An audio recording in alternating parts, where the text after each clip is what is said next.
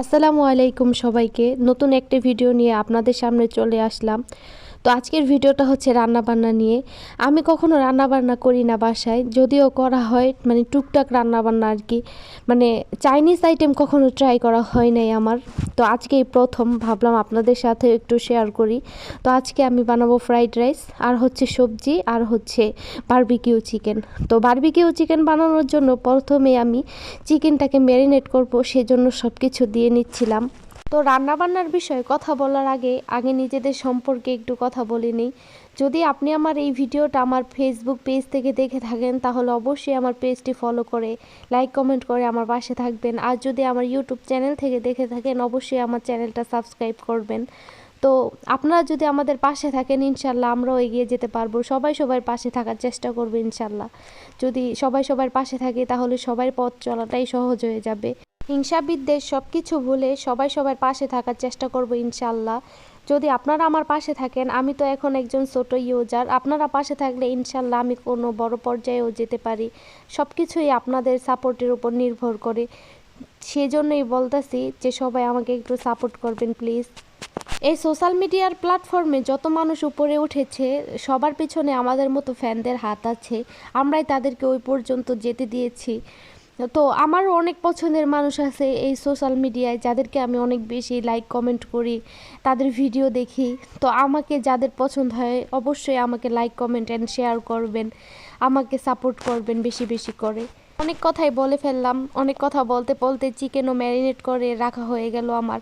তো আমি চিকেনটাকে ম্যারিনেট করেছি হচ্ছে লবণ, তারপরে হচ্ছে সয়া সস, তারপর হচ্ছে আদা আদা বাটা, রসুন বাটা, তারপর হচ্ছে বারবিকিউ মশলা, তারপর একটু হলুদ গুঁড়ো, একটু মরিচের গুঁড়ো দিয়েছি, তারপর হচ্ছে টেস্টি সল্ট দিয়েছি, তারপর টমেটো সস দিয়েছি, সব কিছু আর একটু সরিষার তেল দিয়ে এটাকে ম্যারিনেট করে রেখেছি। আর এইখানে ফ্রাইড রাইস আর হচ্ছে সবজি বানানোর জন্য যা যা লাগে আমি সব কিছু রেডি করে নিয়েছি। তো প্রথমে আমি সবজিটাকে বসিয়ে দিব, এই জন্য এখানে আদা কুচি আর রসুন কুচি দিয়ে দিলাম তেলের মধ্যে। আমি তো প্রথম প্রথম রান্না করছি, রান্নাবান্নার বিষয়ে আমার তেমন কোনো আইডিয়া নেই। ইউটিউব থেকে যতটুকু শিখেছি তার থেকে এবার কি রান্না করার চেষ্টা করছি। জানি না কেমন হবে। আপনারা তো মানে যারা আগে থেকে রান্না করেন, তারা তো বোঝেন মানে কোন জিনিসটা দিলে কেমন হতে পারে। তো ভিডিওতে ভুল কিছু থাকলে অবশ্যই ক্ষমার দৃষ্টিতে দেখবেন। আমি এটা কোনো রেসিপি ভিডিও বানাই নাই, জীবনের প্রথম রান্না করলাম, তাই ভাবলাম একটু ভিডিও করে রাখি। তো ভিডিও করেছি, এজন্য ভয়েস দিয়ে আপনাদের সাথেও একটু শেয়ার করছি, এটাই আর কি। মানে কোনো রেসিপি দিচ্ছি না, কেউ আবার অন্যভাবে নেবেন না যে হয় নাই বা কী আসে বিষয়। আমি আগেই বলে নিচ্ছি, আমি জীবনের প্রথমবার রান্না করছি, জানি না আমি এটা কেমন হবে। তো সবাই একটু দেখুন কষ্ট করে আর কি, যা যেমন রান্না করছি তাই দেখেন। আমার ভিডিওটা অনেক বেশি লং হয়ে গেছে, মানে এত কথা কি বলবো সেটা বুঝতেই পারতাছি না। তো যাই মনে আসতেছে তাই কথা বলে ফেলতেছি। তো আমি আমি যাকে ভিডিও করতে দিয়েছিলাম, সে কি করেছে, স্লোমো দিয়ে ভিডিও করেছে। মানে স্লো মোশন দিয়ে ভিডিও করার কারণে ভিডিওটা আরও বেশি লং হয়ে গেছে। মানে একটা কিছু দিতে যেই সময় লাগতেছে, এমনি তো হইলে তো মানে অল্প কিছু সেকেন্ড পরেই ভিডিওটা হয়ে যায়, কিন্তু স্লোমো ভিডিও করার কারণে ওইটা অনেক সময় লাগতেছিল আর কি। যেটা 2-3 সেকেন্ডে হয়ে যেত, সেটা 5-10 সেকেন্ড লাগতেছে। তো এই কারণেই ভিডিওটা আরও বেশি লং হয়ে গেছে। প্রথম কোনো লং ভিডিও বানাচ্ছি, আর সেটাই অনেক বেশি বড় হয়ে গেল, মানে 5 মিনিটের একটা ভিডিও হয়ে গেছে। মানে এত কথা কি বলবো সেটাই খুঁজে পাচ্ছি না। যদি কথা বলি তাহলে দেখি রেসিপি চলে যাচ্ছে, রেসিপির বিষয়ে কথা বলার কিছু নাই। আবার মানে যদি রেসিপি কিছু বলতে চাই, তখন দেখি দেরি হয়ে যাচ্ছে। মানে একটা ডিম দিতে ধরেন, এই যে ডিমগুলো দিচ্ছি এখানে 10 সেকেন্ড 20 সেকেন্ডের মতো টাইম লাগতেছে।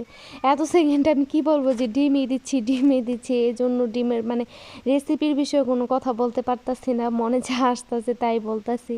সবাই একটু কষ্ট করে দেখে নেবেন ভিডিওটা, আর মনে কিছু করবেন না, ক্ষমার দৃষ্টিতে দেখবেন। প্রথম প্রথম ভিডিও বানাইতেছি, যেমনে হয় না কেন।